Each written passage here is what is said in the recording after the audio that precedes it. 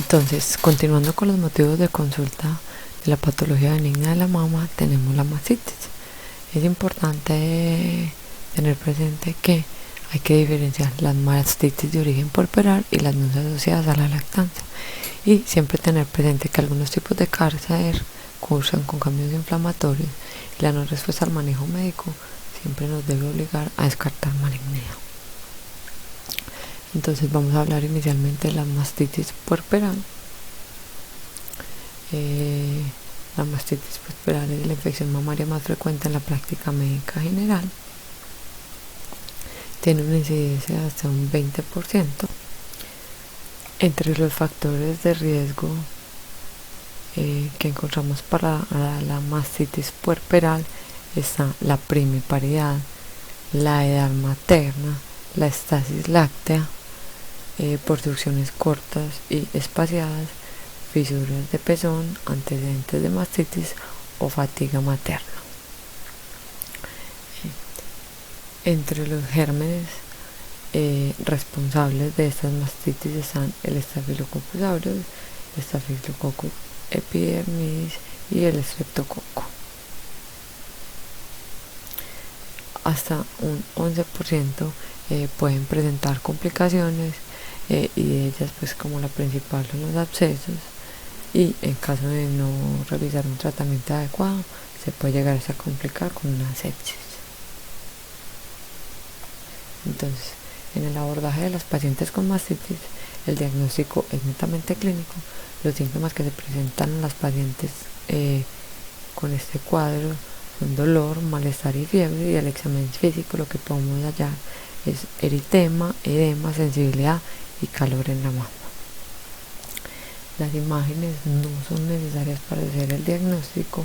Estas están indicadas más que todo cuando sospechamos un absceso o cuando la paciente no ha presentado mejoría con el manejo inicial. En caso de sospechar un absceso, digamos que el manejo se hace con drenaje y cultivo guiado por ecografía para direccionar el manejo antibiótico según el germen encontrado.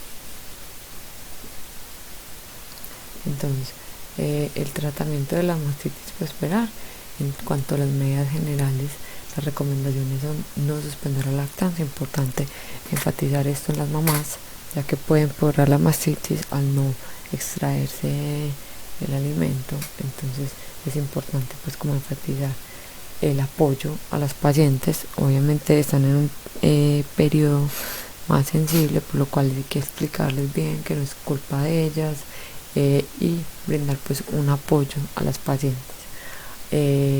Las compresas tibias y frías que idealmente se recomiendan luego de lactar, y también es importante recomendar evacuar la mama completamente al finalizar la lactancia.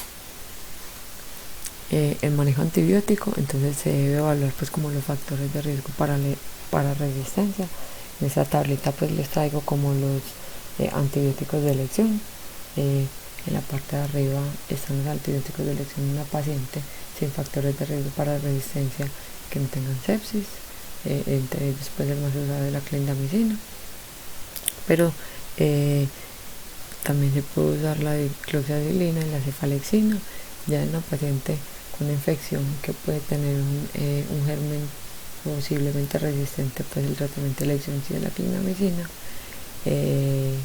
También cuando haya alergia a los beta-lactámicos, y las pacientes ya que tengan infección, signos de sepsis materna, pues inicialmente se debe dar vancomicina, y ya según el cultivo pues se debe desescalonar a otros tratamientos.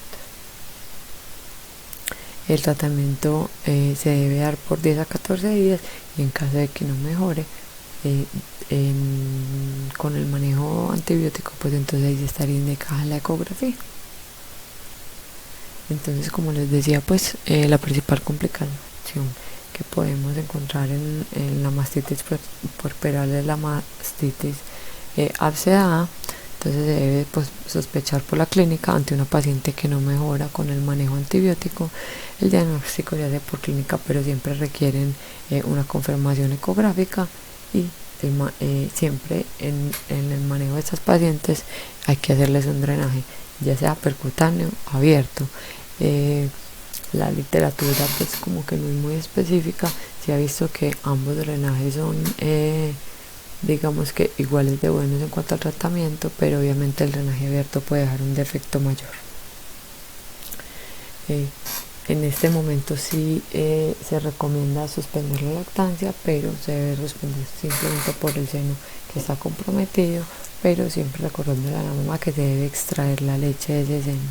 Y obviamente pues en caso de que la paciente presente signos de sepsis se debe hacer un manejo hospitalario. Y en cuanto a las mastitis no puerperales, es importante que las clasifiquemos en dos grupos: mastitis periareolares o perisféricas. Y ya vamos a ver por qué es importante hacer esta clasificación.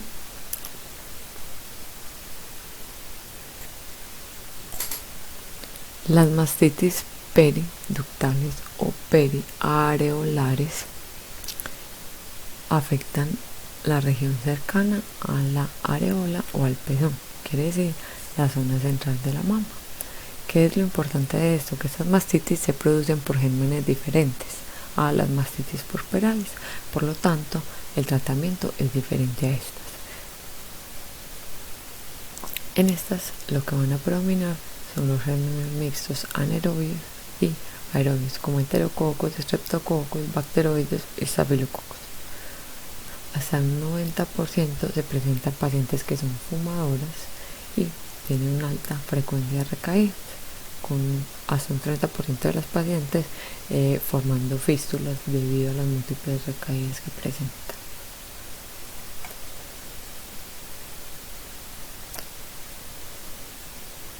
En cuanto al abordaje de estas pacientes, el diagnóstico se hace por clínica y siempre hay que pedirle imágenes.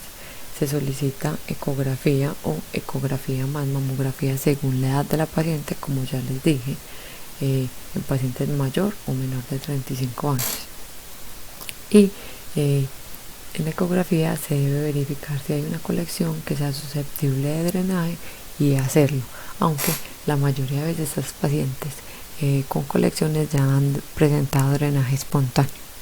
Y adicionalmente, en caso de que haya una MAPSA, se debe solicitar una biopsia guiada por ecografía. En cuanto al manejo antibiótico, como les dije, es diferente al de las pacientes con mastitis puerperales. También se debe hacer manejo con medidas generales. El antibiótico en estas pacientes debe ser por 10 a 21 días y siempre se debe hacer remisión de estas pacientes.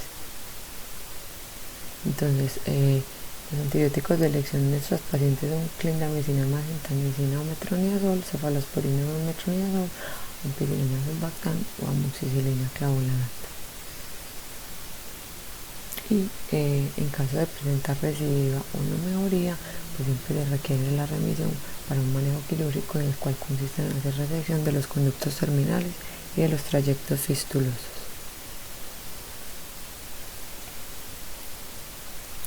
Y en cuanto a las mastitis de las periferias de la mama, son patologías raras que se ven principalmente en la peri o en la posmenopausia, principalmente en pacientes con enfermedades de base, como diabéticas, con enfermedades del colágeno, con artritis reumatoide.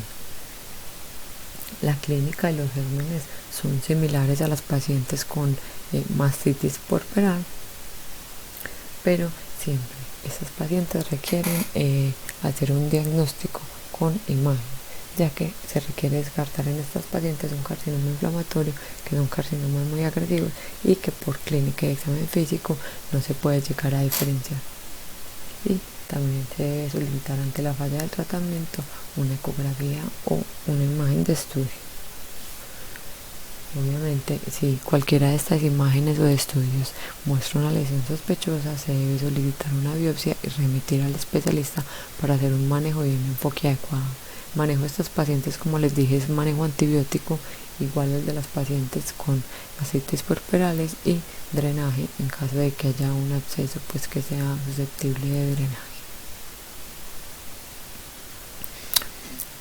Ya terminando, vamos a hablar un poquito de esta patología.